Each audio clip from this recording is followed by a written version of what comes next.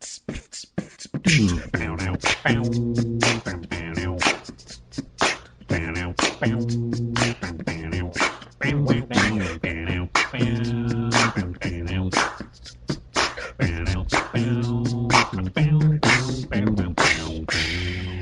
everyone, and welcome back to the Small Town Nerdcast. I'm your host, Bry-Fy, your comics guy, coming at you with a brand new desk. Well, okay, desk is the same, layout's different, and I'm excited. You can't even see it, but I'm excited about it, and so excited that I just wanted to share it with you guys. What I did, I don't know if you guys know those like cube. You can get them at Walmart, Target, and stuff. They're like cubed shelvings. They got 4 spaces. You can buy little like cloth drawers that go in them. Well, I love it because honestly, bookshelves cave under the weight of my comic books because I have so many. And in fact, I got a really nice, or what I thought was a really nice bookshelf not too long ago. And I was just looking at it and I was like, dear God, my fucking comic books and trades are warping these poor shelves, man. I need like, I don't even know, like 2-inch thick solid wood shelving if I want to have like a bookshelf that's even capable of holding down my comic books. Until then, though, these cubes actually work really well, mainly because the shelves themselves are not very long. They're only, they like, if you've seen them, they're like what, maybe 2 feet long, and like they're broken down the middle in sections. So it's actually pretty damn sturdy, if you ask me. So that's why I like using them. And I have like 3 or 4 of them, but I decided to stack 2 on top of each other, and now it kind of acts like this cool wall on the side of my desk. It also like shields me from the door, so now my wife can't see what I'm doing. I could be watching porn and no, but it does do that. Like it kind of makes like this cool little cubby, and I actually like it. And like the shelves go pretty deep, so like the books only go halfway in. So on the back side, I have like my figurines, and by figurines I mean Astros bobbleheads. But I like it. Like I think this new layout for my desk is kind of neat because it lets me showcase some of my cool stuff around. It makes me happier. I have things to look at that make me happier, and that's really what we're here for, people. Just for my happiness. Forget you guys. Like the fact that you're even along for the ride is just a plus for me. But it's all about my happiness. And if I, in real talk, if I happen to make you happy along the way, then I guess we're doing a good job there. With that being said, let's move on to we got some nifty nerd news for you guys today. Not really too much, just like a few things of nifty nerd news, and I'll probably just get on my phone real quick and just to see if there's anything else that pops up. But some things that I wanted to talk about this week, one being Chainsaw Man, and also a comic book event that I was reading about, the Absolute Carnage, the Absolute Carnage storyline. Carbage. I don't know, like the pasta monster. Absolute carbs. No. But yeah, so we're going to talk about Absolute Carnage, which I stumbled into this past week. And we're going to talk about Chainsaw Man, something that I didn't think I was going to be that into, but for whatever reason, I couldn't stop watching. And yeah, so into the nifty nerd news portion of it. Just one thing, I wanted to bring an update on Jeremy Renner. If you guys remember him, Hawkeye from the Avengers, the Marvel Universe, and his own Hawkeye show on Disney Plus, which is really great, by the way. You should go check it out. He was in a pretty crazy and horrible snowplow accident, was hospitalized in like the ICU. Things were pretty bad. Well, he's back home now. I guess he definitely has not made a full recovery. In fact, I think in the last news article that I read, it said that it would, I don't know if this came from the doctors or from just Jeremy Renner himself, but it said that it's going to take him years before he's like fully recovered from his injuries. Pretty intense. I I'm not sure exactly what happened. I've only seen rumors or like speculation. I don't know if anyone truly knows how bad it was, but when it involves like a snow plow, it does not sound good. I don't know if you've seen these things, like a snowcat is what it is. It's basically like a tractor with a giant plow on the front of it, and he got ran over by one. And so I don't know if like, I'm sure limbs were broken. I'm pretty sure he had a chest injury. So not a chest injury, a horrible chest accident. My knight took E4 and just God whiplash like a motherfucker. No, so yeah, it's still, like while it seems like he's out of the worst of it, we still hope for a speedy recovery because he's still a Hawkeye, man. Like what are they gonna do? Marvel's found a way. Let's be honest. Like Marvel has found ways to write around characters or put new people in character shoes for different reasons, all different types of reasons. So I think Jeremy Renner and Hawkeye, Clint Barton, will not be a tough task for them. I don't think so. I think they can manage somehow. In fact, with the advances in CGI technology, all they just need is a body double, and they could probably just put his face on everything. I've seen what they've done with other actors and stuff, so how hard could it really be? That being said, keep him in your thoughts and prayers and whatever, and hope for a speedy recovery, because now that's what he's doing. He's recovering, so good for him. Sorry. It was a lot of words, and I didn't think I was going to say that many words on the subject, but I did. Oh, and there's some other stuff we'll talk about too. Okay, in the Nifty Nerd News stuff, the last thing I wanted to talk about, yeah, we'll talk about this, and then we'll go into some small town madness, some small town drama, so to speak. But the last thing for Nifty Nerd News is I've heard nothing but horrible things on the new Velma show on HBO Max. And it's the show by Mindy Kaling, I think is her name.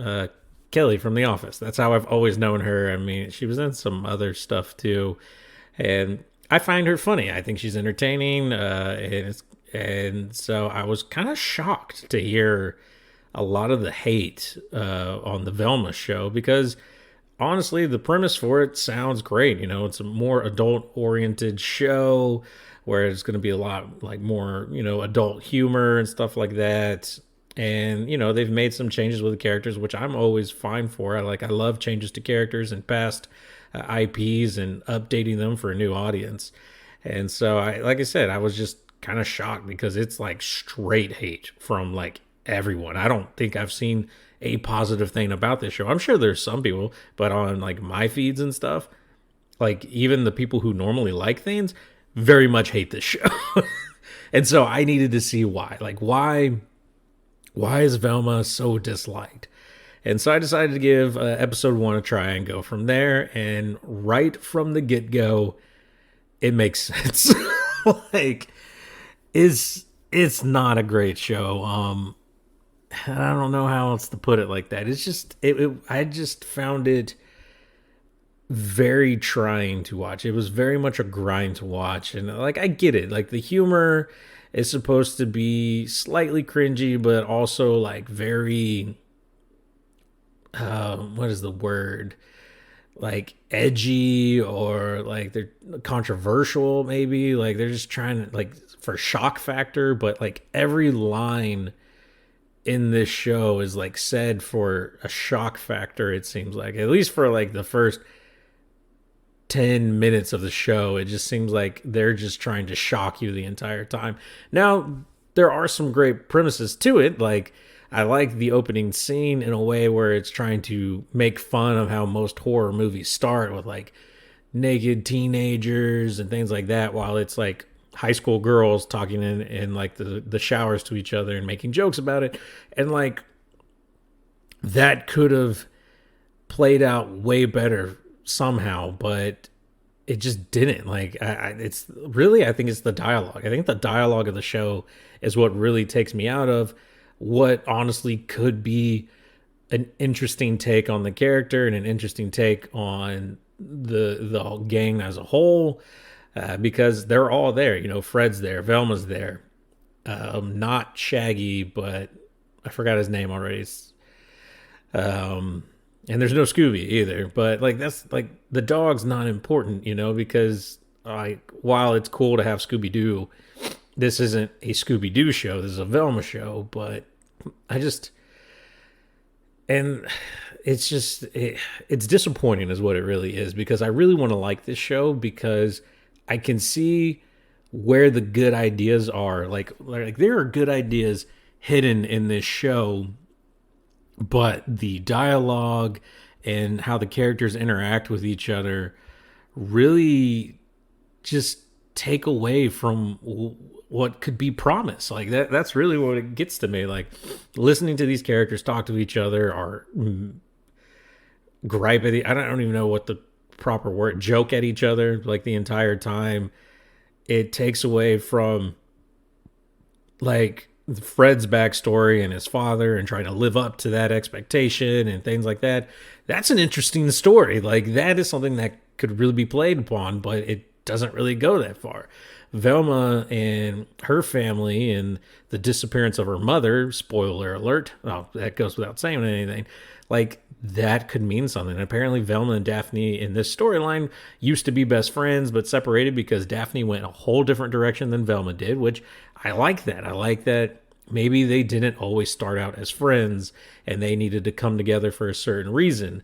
But the way that this dialogue is and how much everyone hates each other and is just mean towards each other doesn't feel right. It just doesn't capture the spirit of anything from like the original cartoon. And while not that it has to, I would like it to. And it just, I don't know. Like, I mean, in a lot of ways, I like if reboots or new tellings on old stories still capture the spirit of the old story or still capture like pieces from it, not just not just character skins, you know, like that's what it feels like. It feels like a terrible first person shooter that just took the skins from a property that is very much like Fortnite. Fortnite just takes the player skins from anime that you love, other games that you love, cartoons that you love, and slaps it on this miserable game. Wow, I mean, tons of people love it. I hate it. But like that's what it feels like. It just feels like they just slapped the clothes on these different characters and then gave them all the same name as those same characters, make reference to some of the things from the old show, but not really be the old show at all or reminisce about the old, like it has nothing to do with it. And even the parts that it tries to do well, it fails at, like, because it gets in its own way. That's what I'm like. This show, Velma, gets in its own way from being a great show. And this is all just, you know, this is like a season one, an episode one reaction to it. But based on this episode, I don't have any desire to watch any of the other episodes of Velma, which is sad because, like I said, I wanted to like this show, but there's just so much about it that I don't like, and that with so much stuff out there and so many things that I need to start watching, this just doesn't make me want to keep going. And I'm kind of upset by that because I was really looking forward to it. So that kind of sucks, man. Big sigh. Moving on. That was it for the Nifty Nerd News. Small town drama time. So in the small town Facebook chat, there's a new excitement going on. Normally, it's all just sadness because, well, we get a new pizza place everyone hates because it's another pizza place. We get a new Mexican restaurant everyone hates because it's another Mexican restaurant. We get a chicken place everyone hates it because we already have chicken. Like, it's just how it is. Well, okay, not really. I kind of lied about the chicken thing. So, turns out this small town is finally big enough to con a Chick-fil-A to enter into our jurisdiction somehow, some way. And surprisingly, this seems like a good move. This people are, well, and like, here's the thing, you know, you got to think of where this town is. They hate bikini baristas, but love, you know, Christian, hate everyone chicken. Like that's kind of where the town lies. I mean, we're South Texas, like we're Bible Belt Texas type way. So of course it's going to be this way, but you know, they got pretty good chicken sandwiches. Like I can't fault them for that. But here's my thing. My town is known for taking good things and just shitting all over it, because that's just what the town does, because the people that they hire are still people from my small town. Like, you're not going to, like, there's something about this black hole of a county, of just whatever, that just brings the worst out of just everything. There are only like 3 nice places in this town because those people are like not from this country. Like, they are just nice, genuine people who love what they do. Everyone else sucks.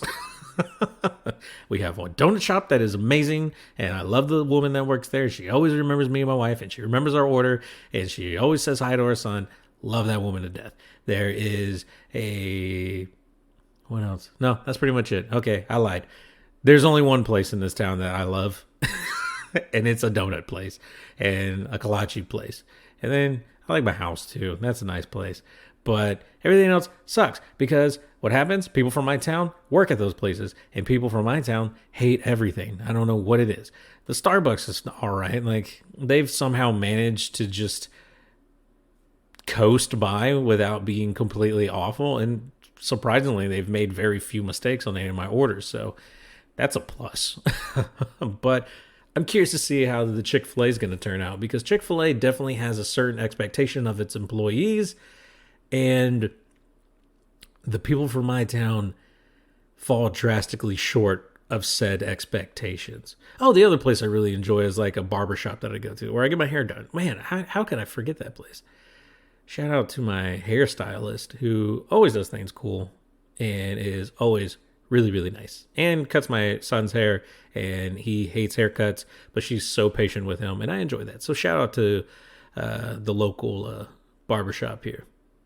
Anywho, okay, that being said, let's talk about the meat, the gritty, the fatty, the good stuff. Let's talk about some things I want to review. Up first, we're going to talk about Chainsaw Man. So, I didn't really want to watch Chainsaw Man, now that I think about it. Actually, it was my wife, Casey, that convinced me to watch Chainsaw Man, because she was really excited about it. She'd been reading it, and I've always seen it. And I think maybe, well, one, I'm not huge into like action anime. You know, I'm a pervert. No, like, I like romance and like music anime, like band anime, stuff like that. And like, I'll watch My Hero, but like, I don't actively watch it. Like I read it. I'm more into reading manga than watching anime nowadays. And I'm not sure why. Maybe because it's just easier to pick up on my phone and do it while I'm at work and stuff like that versus watching an anime. But Chainsaw Man turned out to be a different story for me. Me and Casey sat down to start watching it, and I loved every aspect of this, man. Even we watched it in the English dub versus the original Japanese. I went back and watched some stuff in the Japanese version and still loved it just as much. But actually, the English dub is pretty damn good on this show, and I was actually shocked by that. But Chainsaw Man as a whole is pretty fucking awesome, man. And like, I don't know how else to describe it. It's bloody, it's gory, it's hilarious, it's silly, and it's got you interested in what's happening, man. Like, I don't know what I really expected from Chainsaw Man, and maybe that's why I enjoy it so much. But I wasn't expecting something that, while the main characters don't take themselves too seriously, they are in situations that I am very invested in. You know, from every character on this team, I think they're Division 4. they all have a reason for being there. They all have a desire or a goal. And while they might not all line up in the end, the means to get there all match up. And that's kind of what makes them interesting, is like they don't all have the same wants and the same reasoning for doing what they're doing, but they all know that they have to do what they do together to get to where they want to be. And so you start really getting involved in these characters and their quirks and their misgivings, and you fall in love with them, man. Like that's the easiest way to say it. Is I've enjoyed every character that I've seen on the screen for Chainsaw Man. Even the villains have been really interesting and really fun to watch. And although there's one where you don't really get to know much about them because something happens. But there's some other, man, like that really pay off big, and like their characters and their involvement to the main characters really have a payoff, and it's really interesting. It's really cool, and it's really enjoyable. The art in it is fantastic. Just all the animation for it is done really well and a lot of fun, and it's just badass, man. I don't know how else to describe it. This is a fucking badass anime, and I've been enjoying the shit out of it. I finally finished episode 12, so that wraps up season 1, and I thought it closed out very well, man. There were some things I wasn't expecting to happen that happens in season 1, and I had a lot of strong feelings about it, which I'm shocked because I typically don't have very strong feelings about characters in anime like this. But without spoiling anything, I was very emotional and very attached to some of these characters. Because like I said, although they have like these flaws and these misgivings about them, which we all do, like they're very human in a way. They're very, like, while this is a very like fantasy driven type story, there's definitely some human drama with this and some very human emotions with this show that just really captured me, man. Like I was really enjoying it and really excited by it, you know? So I definitely, if you have Crunchyroll or whatever your anime watching apps has Chainsaw Man, I think it's worth a shot. It's worth checking out, man, because it's going to make you laugh. Like that's for damn sure. And it's got tons of action in it. While got a lot of blood, it's not over the top gory in a way that's going to like make you sick. Cause like I hate gore. I really do. I'm not a big fan of it. But this isn't bad. Like, I mean, there's some blood and some gross things, but it's not like it doesn't make me sick. And so that's a plus. Man, if I had to give this thing a rating though, like I'm trying to think. I remember in my old podcast, I used to do a rating system, and I forgot what my rating was.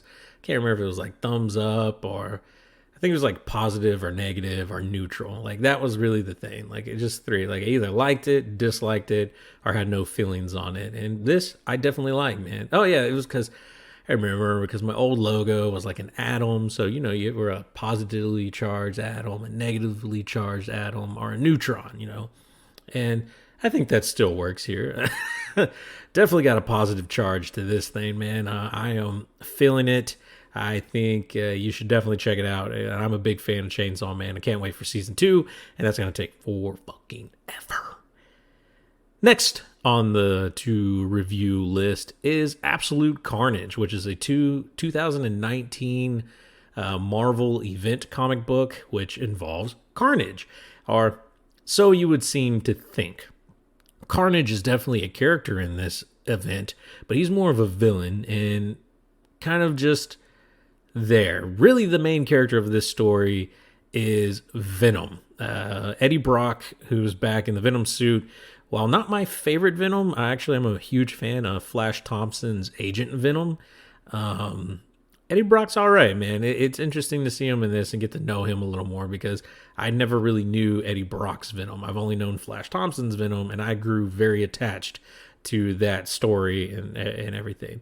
This story, though, is brought to you by... who was it? Oh, I forget. Coates, I think. Is it Danny Coates? Donnie Coates who writes this story? I can't really remember. I believe that's the case. Anyway, so this all kind of really came up because I was reading through Amazing Spider-Man and then I got to an Absolute Carnage tie-in comic and I decided for whatever reason, stupid reason, just to read through it because I'm just trying to read through Amazing Spider-Man to get to the end of this series so I can pick a different series to start with. And there was some interesting things. So, first off, the weird mummy character is in it, and he's talking to Norman Osborn. And Norman Osborn, for whatever reason, believes that he is, what is his name? Cletus Cassidy, who is Carnage. And apparently he had the Carnage symbiote on him at some point, or is still him at some point. I don't know. It's very weird, this tie-in issue, because it seemed to jump back and forth between flashback and flash present and flash future. Like, I don't know. It was just very strange. And I didn't like the way that it read. I didn't like how the story, so I was like, this is really confusing. Let me find Absolute Carnage, the event comic, read through it, and maybe this will make sense. Spoiler alert, it doesn't. But there are some things in this tie-in that I did latch onto because they seem very important.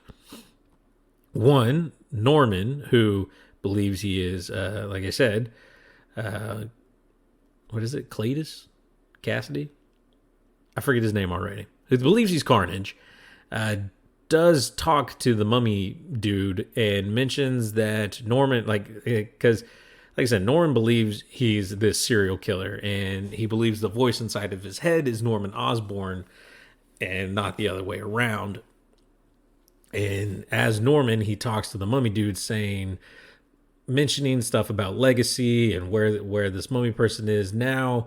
And I'm not exactly sure 100% what that means, but I haven't seen or heard mention of Harry Osborn, Norman's son. So I'm believing Harry Osborn has died at some point, which I'm still not to 100%. Actually, I could probably just look that up right now, huh? And no, I'm not, because I might spoil something. But that's what it leads me to believe, is that this mummified person is Harry Osborn. The way that Norman is talking to him and talking about legacy and stuff like that, this might be the case. And Harry knows who Peter is. I don't think he knows. I didn't think he knew that he was Spider-Man. I thought that was wiped in canon, but maybe he does. I don't know. It's very confusing. But so all this stuff is what led me to prompt me to read Absolute Carnage, which is really a Venom storyline. It spins out of the Venom comic series where Venom ends up finding like the god of the symbiotes. I think his name is Null. Turns out like he's been banished or exiled and put to sleep, and like the remnants of the Venom symbiote is what surrounds him and keeps him dormant or whatever and keeps him safe. And Carnage now wants to release the god Null and destroy everything in the universe, turn it all back to black, basically, and some weird death cult type thing. I forget what they call themselves. So Carnage finds his way to Earth, and his goal is to kill everyone that has ever had a symbiote on them or in them or whatever you want to call it, because as it turns out, when the symbiote leaves the host, it leaves like genetic code or something behind, what they're basically calling the codex. And so collecting these codices is what will awaken the god, so to speak. And it also makes the symbiote stronger as it's becoming more and more whole. And so like that's kind of the premise of the storyline, and that's why everything's going. That's why Venom is on the run with his son. Like Eddie's on, oh yeah, Eddie has a son we didn't even know about, but he's led the son to believe that he's really just a younger brother to Eddie, because I guess too much attachment is bad attachment, but that's still your flesh and blood, whether it's a brother or a son. Like that's still attachment, but I guess it's easier to leave someone if they think they're your brother versus your father. I don't know. It's just a bad take on Eddie's part here, and maybe it's a bad take on the storytelling. I'm not 100% sure. Really, this is not a great story, but reading the event comic, it really reads like I'm jumping around. There are tons of tie-ins to this story. I did not read a single one of them because I had no desire to read a single one of them. Characters just pop in and out for, I'm guessing, tie-in reasons. And then Venom ends up meeting up with the Maker, who, if you follow Marvel Comics, you know the Maker is actually from the Ultimate Universe. It's Reed Richards from the Ultimate Universe. And when the incursions happen, now he's on 616 world, but I think the Ultimate world still exists for reasons because incursions my ass. And, because as much as things change in Marvel, they all have to stay the same for stupid reasons. And then I got so distracted because the Maker wears this stupid helmet that's like elongated on his head. It makes him look like a xenomorph from the Aliens movie. And I was so just distracted by that. I spent like probably half an hour looking it up before I finally realized his helmet is shaped that way because his head is shaped that way. He has a fucked up head, and apparently it's because he had to make his brain more smart, so he made his head more big. And that's how that works, comics. Even though he's Mr. Fantastic, even from the Ultimate Universe. So he should still be stretchy. Like stretchy head, stretchy arms, stretchy everything. But no, head shaped weird and puts in, like, it's a good thing it's in that helmet, because if he just sat around with fucked up egg shaped head, I probably would never, ever want to read this book ever again, or any book that the Maker shows up in. It's so weird. Anyway, the Makers come up with a way to extract the codices from all the people, so they do that, but it's going to put them out for a few hours. Carnage shows up because, of course, he shows up. And Venom, Eddie Brock, without the Venom symbiote, has to fight against Carnage in any way they can think is possible. So he's trying to deal with that. Norman Osborn is Carnage because, well, they say so. And he's trying to kill Peter Parker Spider-Man, who is trying to protect Eddie's son, and Normie Osborn, because I forget why Norman's there, honestly. Or not Norman, but Normie, Norman's grandson, who's named after him. Yeah, that's a weird thing, too. That's kind of hard to keep track of. That's a whole thing. And then, like, I guess Peter and Norman end in a draw for whatever reasons. And then he wakes up, but, like, by he, I mean Norman wakes up, but then just leaves because for other reasons, he's not allowed to kill Peter Parker. And I can't remember if that was a Carnage thing or the mummy person thing. He's gone, though. I think it was a Carnage thing. Yeah, it was a Carnage thing. Because they had more important things to do than go after that menace of a spider. And then Venom looks like he's Eddie Brock looks like he's on his last ropes. But then, of course, the Avengers show up because although it was going to take hours for them to heal from having the codices removed from them, they're superheroes. That works out great. Oh, at one point, Hulk has a symbiote on him, and that never plays out beyond just a cool little thing that happens, which kind of irked me a little bit because it just happens and then it's not happening anymore. And then Eddie Brock gets all the codices that they collected with the Maker to go after Carnage to kill Carnage. But then it turns out Carnage is like, it doesn't matter what you did. You just did what I wanted you to do. And that's put all the codices in one place. Now our symbiote god is going to awake and come to Earth and kill us all. And then he kind of just fucks off and he gets killed. And then but I'm sure Carnage is going to be back in some way or the other. And then yay, the day of save, but it's really not, because now this super evil thing that's going to come and kill Earth is on its way to come and kill Earth. And that's absolute carnage, everyone. You're welcome. And I just saved you a couple of minutes. You don't have to read it now. I've read it for you. All for the sake of Spider-Man. And I gotta be honest with you, the artwork's pretty cool in it. I will give this story that. I super dig the artwork in this comic. I think it's done by Ryan Stegman, if I'm not mistaken. And I really enjoy Ryan Stegman's artwork on Spider-Man. You should definitely check out Superior Spider-Man, because he does quite a bit of artwork in there. And I dug it. I love what he does with the character and how he draws Peter Parker and Spider-Man and all the other characters. Story, it's all right. Like I said, it jumps around. I guess you have to get into the tie-ins a lot more if you really want to enjoy what's happening. I did not really want to enjoy what was happening, to be honest with you. There was nothing interesting about it. The only interesting thing that I liked about Venom wasn't even a part of Venom anymore, and that's Flash Thompson. So yeah, I'm kind of like, meh. As far as the rating goes for this one, it's not that I didn't like it, because like I said, there were things that I found about it to enjoy, mainly the art, but it definitely just, for me, there was nothing there. Like, I'm not reading the story that it spins out of. I'm not interested in the story that it seems to be building to, that's going to lead back into the Venom comics. And even though it's called Absolute Carnage, it doesn't really focus a lot on Carnage and like his thought process and what he's going through and stuff. It's more about Eddie Brock and that's the sort of thing. And I kind of would have preferred if it would have maybe focused on Cassidy a little bit more. I thought that would have been interesting. So yeah, it's definitely a very neutral charge for me. You can check it out if you're a Carnage fan or a Venom fan, but other than that, there's really no point into it. And in fact, like, Peter Parker's like thrown into this very much just at the very end of the first issue. Like, oh yeah, it's symbiote stuff. We should have Peter Parker in it. And there's no reason to have Peter Parker in it. Like, other than he wore a symbiote. But you could have done it the same way that you did with the other Avengers. But I mean, like, I get it. Like, he was the first person to wear the symbiote and bring it to Earth and stuff. But other than that, like, this isn't his story. He really doesn't need to play as big a role as he does in it, but it's whatever, man, I guess. I was very not a fan of this book, and the more I talk about it, the lower my charge is getting on it. So I better stop now while we have it at a neutral charge for a comic book.